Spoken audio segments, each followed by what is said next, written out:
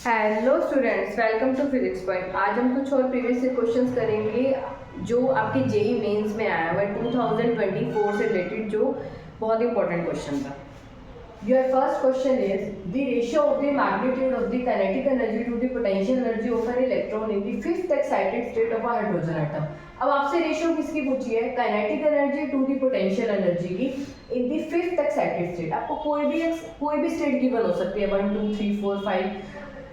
तब आपने देखना है कि आप इसको कैसे सॉल्व करेंगे। आपको पता है कि एनर्जी का फॉर्मूला क्या होता है, -13.6 बाय में n स्क्वायर इलेक्ट्रॉन वोल्ट। और जो टोटल एनर्जी होती है वो किस किस के इक्वल होती है? Kinetic energy plus potential energy के इक्वल होती है। तो काइनेटिक एनर्जी को हम क्या लिखते थे? मैंने आपको बताया था कि काइनेटिक एनर्जी किसके इक्वल होती है? आपकी जो आपकी टोटल एनर्जी है वो किसके इक्वल होती है? काइनेटिक एनर्जी के इक्वल होती है। अगर नेगेटिव है तो वो पॉजिटिव हो जाएगी। तो ई की जगह पे हमने क्या पुट किया? -t पुट किया। तो यू की वैल्यू यहाँ से क्या आ जाएगी? -2t। तो यहाँ पे हमें रेशियो पूछी है काइनेटिक एनर्जी। अब आपको इसकी रेशियो बतानी है। काइनेटिक एनर्जी बाय में क्या है? Potential energy. तो आप क्या लिखोगे? काइनेटिक एनर्जी बाय में पोटेंशियल एनर्जी। काइनेटिक एनर्जी आपके पास क्या है? t। पोटेंशियल एनर्जी कितनी होती है? 2t होती है। माइनस साइन के साथ होती है तो माइनस तो नहीं आएगा, 1/2।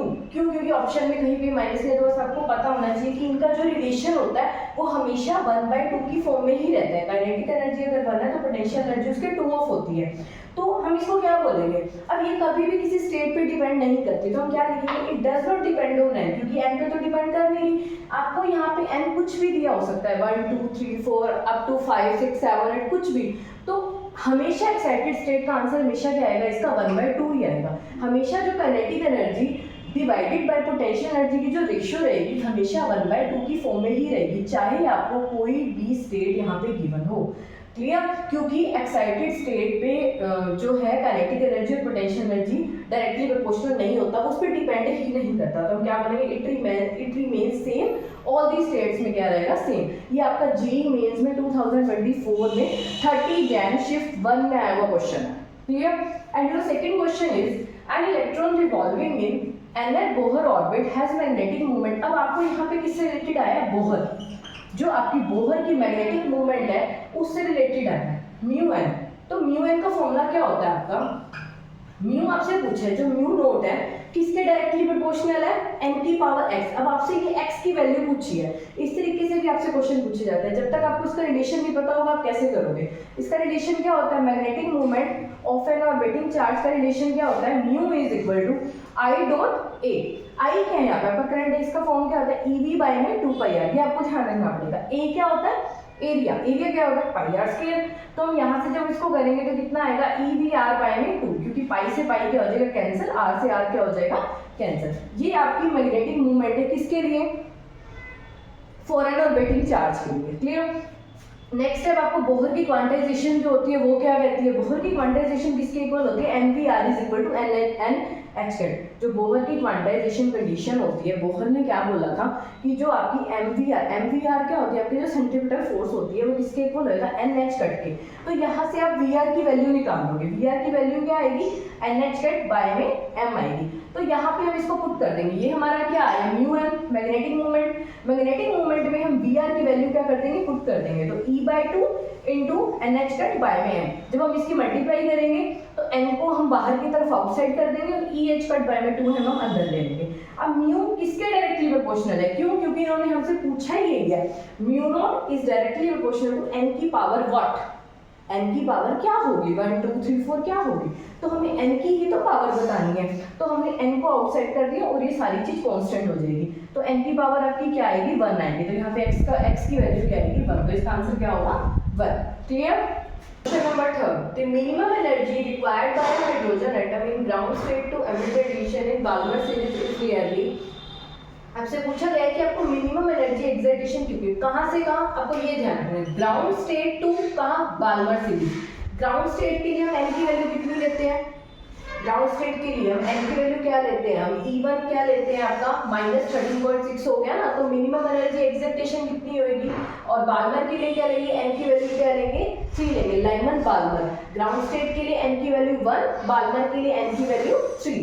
तो डेल्टा ई क्या हो जाएगा, जब भी आपसे मिनिमम एनर्जी एक्साइटेशन पूछा जाए तो इसका फॉर्मूला क्या होता है, delta E is equal to कहाँ से कहाँ, बाल्मर टू ग्राउंड। तो E3 माइनस क्या होगी E1, E3 क्या हो जाएगा आपका जो आपकी बाल्मर सीरीज का है, तो माइनस 13.6 बाय में क्या है, n की वैल्यू कितनी है 3 है, क्योंकि फॉर्मूला क्या होता है माइनस 13.6 बाय में क्या होता है n का स्क्वायर, तो n की वैल्यू कितनी है 3 का स्क्वायर, माइनस E1 के लिए क्या होगा ग्राउंड स्टेट के लिए माइनस 13.6, जब आप इसको सॉल्व करोगे तो माइनस 13.6 आपने क्या ले लिया कॉमन ले लिया, 1 माइनस 1/9 हो गया, तो 13.6 इंटू क्या हो गया 8/9 हो जाएगा, 9 आपका एलसीएम आ गया यहाँ पे। तो जब हम इसको कट करेंगे तो आंसर क्या आएगा 12.088, जो अप्रोक्सीमेट किसके इक्वल है, सी के इक्वल, 12.1 इलेक्ट्रॉन वोल्ट के इक्वल। ये आपका जेईई मेंस में आया हुआ क्वेश्चन है, 2024 में शिफ्ट 1 में आया हुआ क्वेश्चन है, और जो आपका सेकंड क्वेश्चन है ये भी 2024 में ही आया है बट शिफ्ट 2 में आया हुआ क्वेश्चन है। अब इस टाइप से आपसे और भी पूछा जा सकता है, ग्राउंड स्टेट ना लेके आपको कहने की बाल्मर से पास्कल सीरीज तक का निकालो, तो आप कैसे करोगे, ग्राउंड के लिए n की वैल्यू 1 होती है, तो बाल्मर के लिए n की वैल्यू 3 होती है, लाइमन बाल्मर पास्कल, तो n की वैल्यू पास्कल के लिए क्या हो जाएगा 4 हो जाएगी, तो आप E4 माइनस E3 का निकालोगे। ऐसे आपको सारी जो स्टेट्स आपको पता होनी चाहिए, सिर्फ आपको बस ध्यान रखना है, लाइन वाइज लर्न कर लो, लाइमन बाल्मर पास्कल ब्रैकेट बफर। लाइमन के लिए क्या हो गया आपकी n की वैल्यू क्या होगी 2, क्योंकि ग्राउंड स्टेट के लिए n की वैल्यू 1 होती है, तो यहाँ पे आपकी n की स्टेट्स आपने ध्यान रखनी और आपने फिल करना है। अब सेकंड क्वेश्चन क्या है, a particular hydrogen like ion emits the radiation of frequency आपको गिवन है। अब इसमें फ्रीक्वेंसी गिवन है, फ्रीक्वेंसी क्या है 3 × 10⁻15 hertz. When it makes transition, कहाँ से कहाँ ट्रांजिशन हो रहा है, n = 2 to n = 1 में आपका ट्रांजिशन हो रहा है, तो frequency of radiation emitted in the transition from, second transition कहाँ से हो रहा है, n = 3 to n = 1 में हो रहा है। अब आपको ये इसमें कोई ऑप्शन नहीं है, आपको ऐसे क्वेश्चन आया हुआ है, आपको ऑप्शन नहीं दिए, आपको सिर्फ पूरा सॉल्व करके दिखाना है। इज x by 9 × 10⁻15, अब हम ये x निकालना है, x क्या होगा।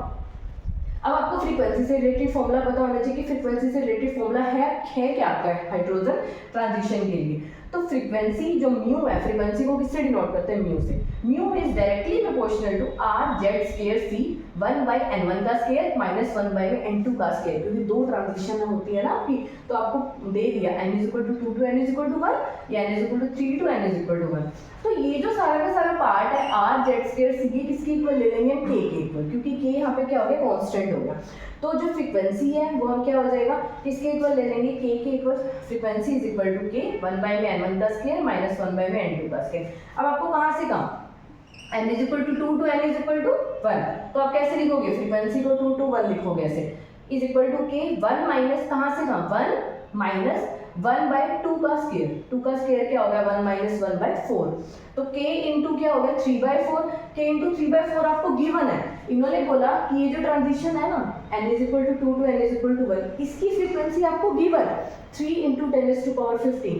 अब आपको इसको इसके इक्वल इक्वेट करना है, k इंटू 3/4 को किसके इक्वल इक्वेट करोगे 3 × 10⁻15 के इक्वल, तो k की वैल्यू यहाँ से कितनी आ जाएगी 4 × 10⁻15 आ जाएगी।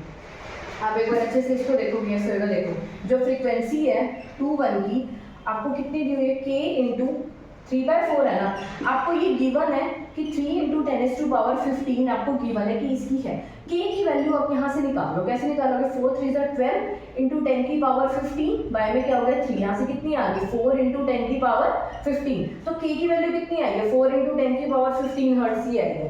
अब आपको V31 के लिए बताना, तो V31 के लिए कितना होगा, V31 के लिए देखो कितना होगा, जो ट्रांजिशन है n = 3 to n = 1 के लिए V31 के लिए कितना होगा, k वही सेम ही 1 माइनस 1/n = 3 लेना है, तो 1/9, सेम ऐसे ही प्रोसीजर करोगे, V31 = क्या आ जाएगा k इंटू 1 माइनस 1/9 मतलब 8/9, k की वैल्यू आपको पता ही है 4 × 10⁻15 इंटू 8/9, हमें 9 को ऐसे ही रखना है क्योंकि इन्होंने रखा हुआ है, हमसे इन्होंने x की वैल्यू पूछी है, 8 4 का क्या हो गया आपका 32/9 इंटू 10 की पावर क्या हो गया 15, तो 32 हो गया, x की वैल्यू कितनी आ गई 32, क्लियर, हमसे x की वैल्यू ही पूछी थी कि x की वैल्यू क्या होगी, x की वैल्यू क्या होगी 32, क्लियर बेटा।